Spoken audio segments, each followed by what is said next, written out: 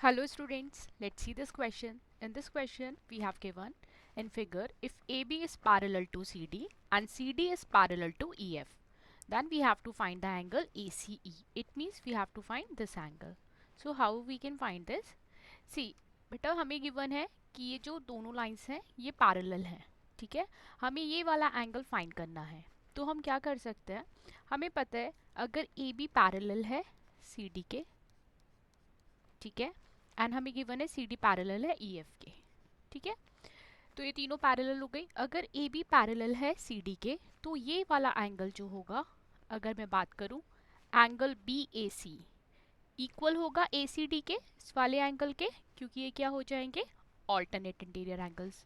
अगर ये दोनों एंगल्स इक्वल हो गए और हमने ये एंगल फाइंड कर लिया, ठीक है, ये एंगल हो गया हमारा पूरा 70, क्योंकि ये 70 है तो ये भी 70।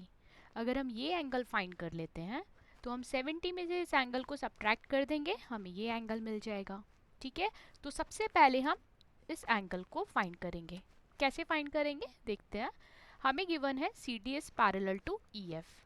अगर सी डी पैरेलल है ई एफ के, इसका मतलब ये दोनों एंगल्स, ये वाला एंगल और ये वाला एंगल क्या हो गए, को इंटीरियर एंगल हो गए। मतलब angle F E C plus angle E C D का सम कितना हो जाएगा 180 डिग्री, ठीक है। अब यहाँ हम रीजन भी लिख देते हैं, क्योंकि ये क्या है को इंटीरियर एंगल्स है, ठीक है। इसका मतलब हमें ये एंगल तो ऑलरेडी पता है 130 डिग्री है, ई सी डी हमें फाइंड करना है 180 डिग्री। क्या हो जाएगा angle E C D 180 degree minus 130 degree, मतलब ये कितना आ गया 50 डिग्री। ये एंगल मिल गया हमें ई सी डी, ठीक है।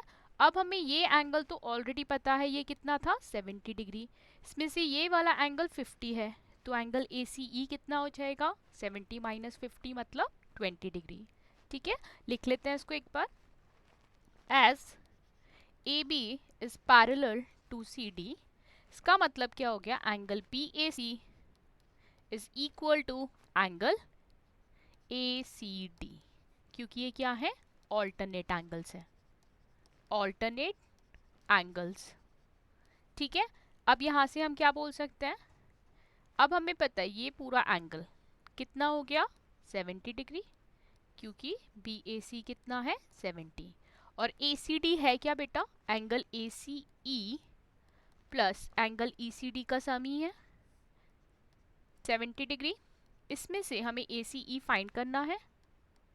ई सी डी हमने अभी फाइंड किया था 50 डिग्री आया था, ये क्या है 70 डिग्री। तो अगर हम यहाँ से ए सी ई फाइंड करेंगे तो हमें मिल जाएगा 70 माइनस 50 डिग्री। ए सी ई एंगल हमारा हो गया 20 डिग्री, एंगल ए सी ई हो गया हमारे पास 20 डिग्री। यही हमें फाइंड करना था। It means option A is the correct answer. I hope this is clear to you. Thank you.